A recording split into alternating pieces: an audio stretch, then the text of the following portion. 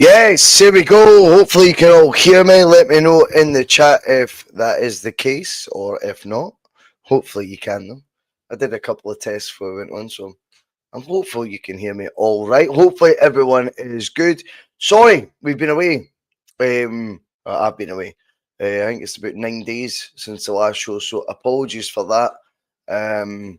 Been a wee bit busy doing other things and stuff, you know, out at boxing events and weekends of party and all that nonsense. But anyway, we're back tonight. European night, so it's good to get back on the bus and talk about it because this isn't European competition that we want to be in, first and foremost. In my opinion, it felt like we were in the secondary competition tonight from start to finish. I know there's a historical sort of reference about how long you walk when you walk, you know, out the tunnel at Red Star Belgrade's ground. I don't got monkeys about any of that nonsense, to be honest with you. I watched two teams tonight. Both are average. Both average teams, in my opinion. That's not a Celtic side that could do anything but be glad to get out of there with a point. Let's be honest, at times it felt like after they got their goal, their inevitable goal after we score. I've seen that so many times over the years. No matter who the guys of Celtic is, by the way, you know, it could be anyone. I've seen that fucking every version of Celtic that I've supported. And Chris M says a draw was a fair result. I'll start bringing the comments up straight away, by the way. Let's just go. I've got Bhoycie brothers in the bloody banner of the lot. What am I doing? There we go. But yeah, any comments, we'll make sure they all just appear on the screen because I think that looks a lot better. But Chris M is saying a draw was a fair result, and it was. It was a fair result. It was a fair result between two batting average sides, I thought, tonight. Don't really know what to make of how I can watch us feel like we're making strides in Europe last year and then watch that tonight. The whole thing, I don't think we're playing great opposition. I don't think that gives you as a supporter the same impetus, that same sort of vibe. I didn't have that Champions League vibe tonight that I enjoyed 8 times last season. 10 times, I should say, last season. It's turned into tonight, not particularly looking forward to it. And suddenly these games become harder than the Champions League games you thought you could compete in last year that were miles ahead in terms of quality of opposition. Mark Riley, where's your hair, Bhoycie? Shaved it off, mate. Just who cares? Who cares? We 3 all over, mate. It's good for the soul sometimes just to mix it up a bit. Chris said again, I've got to agree with him. He's doing the Jonathan impression. Well, Russell, he says, when you don't replace quality, you get average. And I think that's absolutely in a nutshell. And I think when you don't participate in quality, i.e. the Champions League, you participate in average, you get average. And the Europa League is average. Polymorphous, I really want to talk about this point that he makes. He loves Dies and what a difference being able to play a ball into striker's feet. Mate, it was night and day the first 20 minutes of that second half from what we watched the first 45. See, in my opinion, Dyson would have been one of the last players you would think to take off. I think He's got so much credit in the bank that it's really difficult to find yourself going, let's get Maeda off. I thought it worked, to be honest with you. I thought it did make a big difference. I think Iheanacho gives you a focal point. I tell you what, he's a goal threat. I think he's going to be one of those guys that by the end of the season, he's going to score 20 and you're going to go, fucking hell, he could add 60. He's going to be in the right positions constantly. It's whether he can put the ball in the poke more often than not. We'll find out in due course, I suppose. Let's go back to it though, the start. There was interesting selection of Colby Donovan. I think he's acquitted himself a wee bit of swagger so far. He looks like he is, according to Rodgers as well, he's desperate to play, and I like hearing that, if I'm honest with you. I think it's really important that we've got someone who is taking the opportunity he's got to be a youth at Celtic and not getting carried away with his first sort of, and we're talking realistic terms, he'll be on a decent wedge compared to the average Joe in the street already, right? It's easy to get carried away with that. It's easy to get carried away with the fact that I'm part of Celtic's first team squad. I think that happens, probably more often than not with a lot of youngsters. I don't blame them for it. Fucking hell. Give me, a jersey at 37 years old. A training top with Celtic, and my ego would be tricky to deal with. But Rodgers seemed to be really enthusiastic about his attitude and application and training and his desires to become the very best possible footballer he can be. Love that. And he's found himself in a position thrust into the limelight tonight, and I was happy with that call. You've got Carter Vickers and Scales, they were always going to be your centre-backs. Dave Murray, I think, has done well when he's played. Is he the Rolls Royce that others are speaking of? I'm not quite sure. We'll find out in due course. But right now, not enough of a Rolls Royce to be taking the jersey of Liam Scales. Obviously, CCV starts. I thought he had a good game tonight. Not sure everyone else's thoughts. I only watch it through my own prism. I don't try and get influenced too much by X.com and forums and all that shit. So if anyone thinks he didn't have a good game, that's cool too. But I thought he played well. The midfielder we need to get to. You've got Negrin, McGregor, Atati. I think right now you're looking at a midfield that has to have McGregor in it. Just by default, it seems to be, doesn't matter what he does, whether he's playing well or not. Is he held to a higher standard as well? I think that brings balance to the debate because I do. I think he is one of these players that if he's a 7 out of 10 in people's mind's eyes, he's a 5 out of 10. Negrin, bizarrely, I read a stat saying that's something up to 7 goal contributions in 10 games. It's tricky to leave that out. Atati's 7 balls away out of 10 passes. If it were me, I can't understand it. And this is where the board and the manager stuff has to be separated. And I'm a cheerleader for Brendan. Have been the whole way. I don't think that though means I can't criticise him where and when necessary. And when I looked at the lineup and I don't see Arnie Ingles in there, I think a lot of fans go, "Hey, great call." I struggle with that.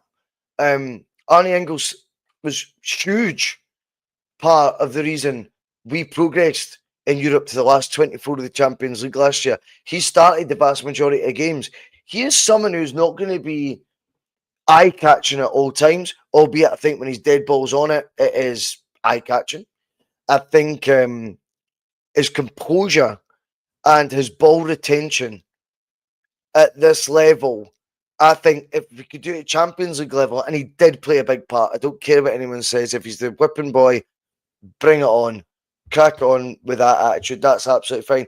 There's Paddy Most Jazzy. He says Ingles is shite, Bhoycie. I disagree with that, mate. If Ingles is shite, cool. I thought he played a big contributing factor into our European success last year, mate. But if he's shite in your eyes, that's absolutely fine. That's everyone's opinion, but I'm going to go with mine. And that would be particularly when Rodgers wants to bang the drum of European progress being made last year. Then I think you've got to remind yourself of who it is that's helped you get to that point. And I think a huge part of getting to that point is guys that were fixtures of your team. And I'm not quite sure in what I'm seeing in Atati so far this year. Remember, Atati was one that Rodgers, it felt like, could take a leave last year. Atati's more out of form at this point in this season than he was last year. And yeah, he seems to be a given in this side. McGregor, we've discussed. And Negrin, he's sticking with his new buy. I don't know, but the midfield didn't work tonight. I think we can all agree on that. Whether you think Engels is shite paddy or not, there's Filter the Noise saying Atati's uttermans, so you can't win. But right now, I looked at that midfield display first half, and maybe that's what led to my surprise at Maeda being the guy hooked. Albeit I think it did have a positive impact in the second half, no two ways. But based on what I watched first half, it would have been one of those three I would have been turning my attention to. But that's why Brendan is a elite football manager of serious success in his career as a manager. And I just talk for an hour or half an hour after football matches as and when it pleases me, because I've maybe not got the same eye. Love it says, shouldn't have cut your hair. I mean, I knew it would come to the hair, mate. Affected your brain. Ingles offers us nothing to this season so far. McCowan deserves his chance. Okay, that's entirely your opinion. I'm basing it on the European success we had last year. There's no way Ingles was a passenger in that. And our European results, on the whole, were pretty positive last year at a higher level than this. And I thought our midfield display, particularly first half, was despondent tonight. That's maybe where I'm going with it. But again, I'm here to give you my views and, of course, to share contrasting views as well, as we've always done on the bus, and I'm always intrigued to hear them. If you think the midfield is a disappointment, or the midfield selection choice was a disappointment, wait till you find out Yang starts again. Now, I made a discussion point on the channel this time last year, and it was with David Logan, sure, and Phil. And the discussion point was, who would you rather have in your team, Louis Palmer or Yang, to get you out of a hole? We were unanimous it was Louis Palmer. I think Louis Palmer's now got 6 goal contributions. That's the important metric these days. He has 6 and 10 for his new club. Yang has about 60 and 70 games. 6 goal contributions, something shite like that. Maybe 10. Let's say 10 and be generous. It's 70 games. It's nowhere near enough. He's nowhere near good enough for this team. I actually thought, though, again, to bring balance to the debate, he did have a positive contribution tonight. That was the first half. Towards the end of it, he bought a free kick. He showed a wee bit of savvy. Yang isn't a 19-year-old, by the way. I think people think that he just needs experience. He needs to integrate to the team. He's a 23-year-old player who has been afforded the equivalent of 2 full league seasons, if you like. 38 games in a league season. He must be 70 odd appearances for Celtic. It's close to that. See how many appearances played. He's ran out of lives in a Celtic shirt. And I'm so sorry to tell you, when you sign Tenecte and you sign Balikwisha, surely someone's had that basic chat with one of them saying, you'd be all right in the right wing, wouldn't you? We've not thought of a right wing plan yet, so we're signing 2 left wingers. We didn't sign anyone in time for the big games, the Champions League playoffs, but now we're splashing the cash. One of you has got right. One of you could play right wing. No? So potentially, if Iheanacho is going to keep up the goal scoring form and keep up the second half display that I thought he put in, that was a far superior performance of what you would expect away from a centre forward, you're going to end up when Jota comes back with 4 all-out left wingers. Jota doesn't like playing the right. Maeda doesn't like playing the right. Tenecte is the number 1 left winger at the club right now, first choice. And Balikwisha, Brendan Rodgers, as told us at a press conference, cannot play on the right, and he is a left winger, even though he starts in one game on the right. So we've still got Yang and Forrest to ride us out on that right-hand side until January. That's really, really tricky for me to fathom how, yet again, they can get the recruitment so wrong. But why would anyone be signing off on that, even the football department, that we would need another left winger when we just get one? I mean, even Ballet people say he doesn't look confident. I include myself in that. Fucking hell, the guy been there 10 minutes. Lucky if he did a training session. And we signed his replacement straight away. Of course, the guy's going to be a nervous wreck after that. First half display I thought was just really, really turgid. Really struggled watching the game in terms of like excitement levels, interest levels. And like if we go back to, he makes that change at half time. I thought it would have been one of the midfielders. I didn't think it would be that midfield to start the game right enough. And we find ourselves actually looking quite bright, quite sprightly. But again, I'm going to repeat the point. I'm not trying to be overly negative, but I thought we're against a very, very average side tonight. I know it was atmosphere and all that. Glasgow CSC was in earlier. Glasgow Celtic CSC was in earlier, saying, you know, that was a proper great point because of the notoriety of the venue we were playing at. I get that to a point, but I kind of watch the football side of it and think, fucking hell, they weren't great shakes either. They were marginally, I think, a better side than Kairat Almaty. Kairat, incidentally, will be playing in the Champions League this year. I thought they were marginally better than them. I think Celtic should be able to go up a couple of gears, particularly for what we watched in the first half. And we did, to be fair. Nygren started looking a wee bit more lively on the ball when he was involved. And then, of course, the big bit of quality that we first seen was Kieran Tierney when he's in these positions. And I don't want to judge too early because he actually played his first 90 minutes at the weekend and he got 81 tonight, which is a marked improvement on the amount of minutes he's been getting per game since he rejoined.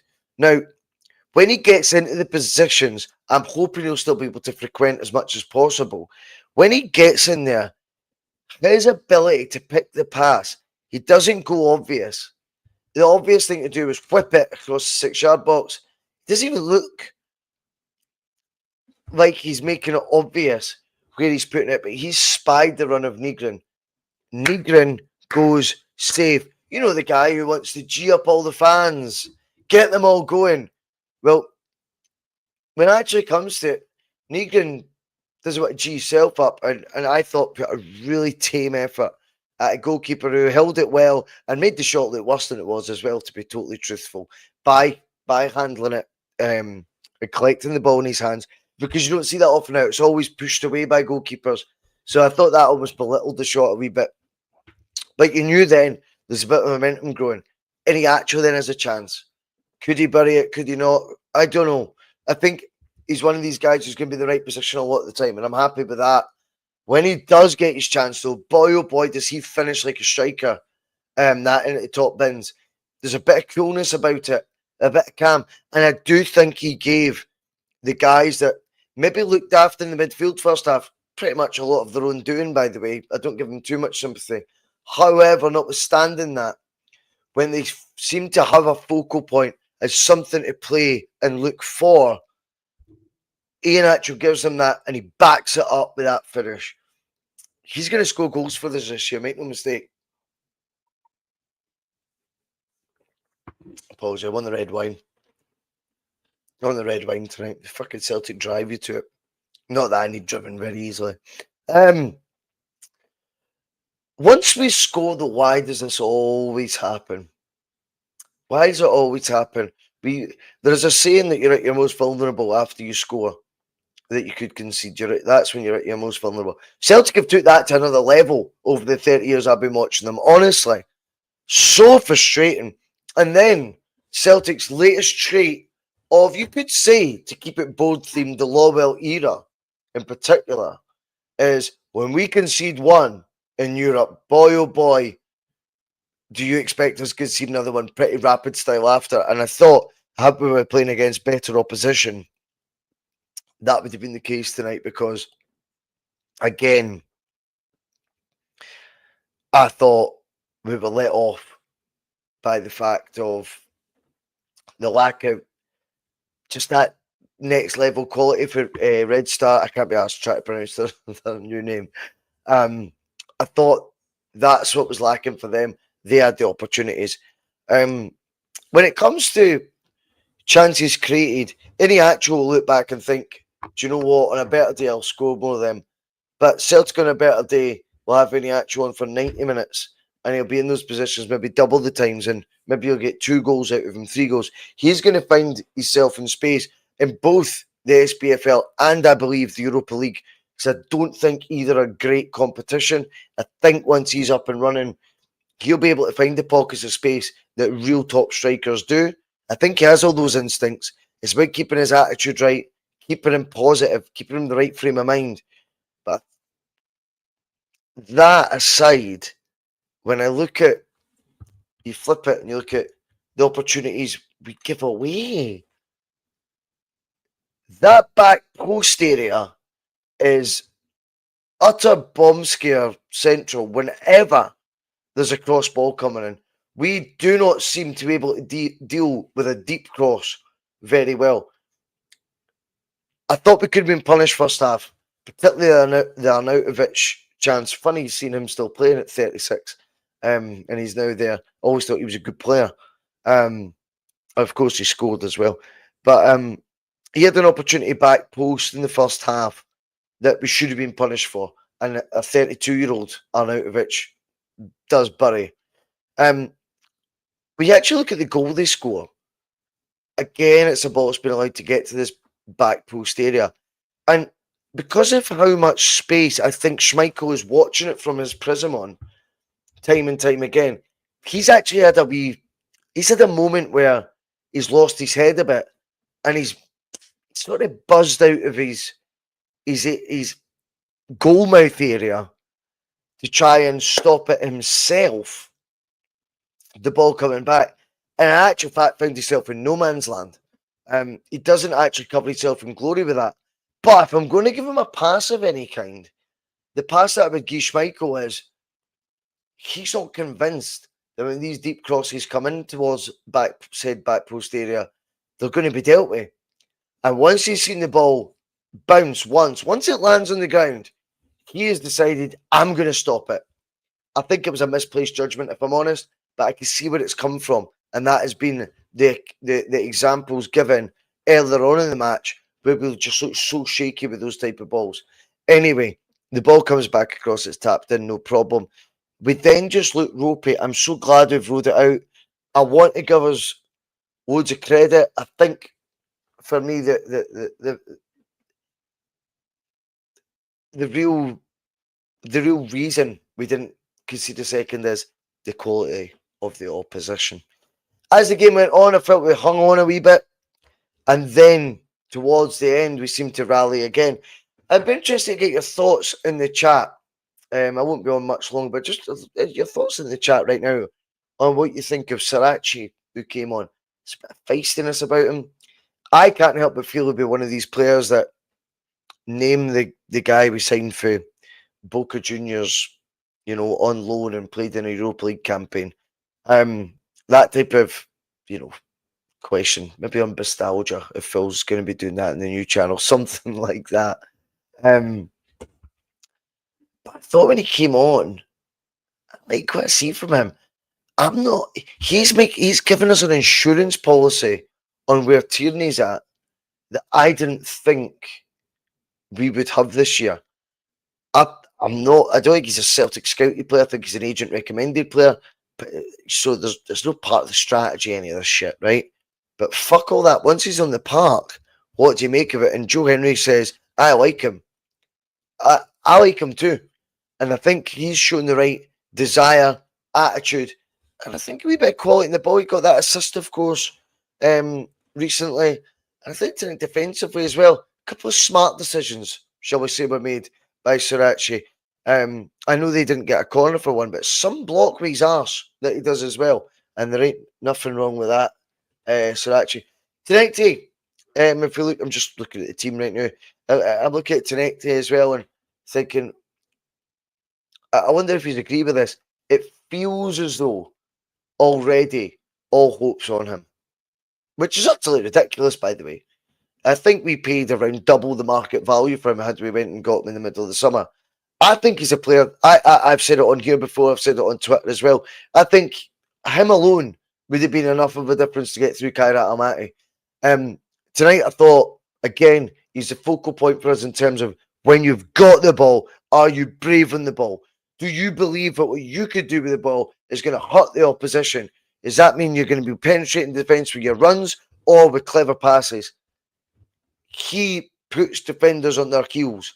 He makes defenders start thinking about running backwardly.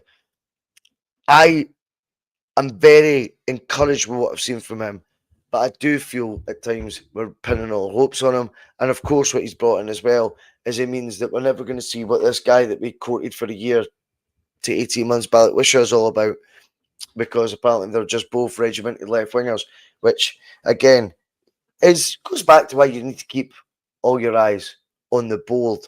On that subject, how are we all feeling about the movement, the unity? It looks pretty united to me, albeit who could begrudge those away fans having the best time of their life. I've seen some footage of them in the elevators, and that shouldn't be sucked away from Celtic fans. But of course, we were playing Partick at the weekend. It looked pretty unified. The amount of signs up, albeit if you've got two folk holding a sign, there could be someone in the middle. They're not going to see that there's someone not holding a sign. I've still got issues with it. My concern is they get swayed too easily. A lot of these people that are in the lead roles of this stuff, and by the way, good luck to them, because they're only peddling a message I want to hear at this moment in time. My worry is, though, some of these people you see them in Sky Sports, or you see them in lead roles in this, they're only going with the Joneses, though. Let's be honest. They're looking over the hedge at their fellow Celtic fan neighbour and going, "What do you think?" "Oh, I think the same, mate." You know, there's a lot of that. "Oh yeah, I feel really strongly about this as well because you do." That doesn't work for me,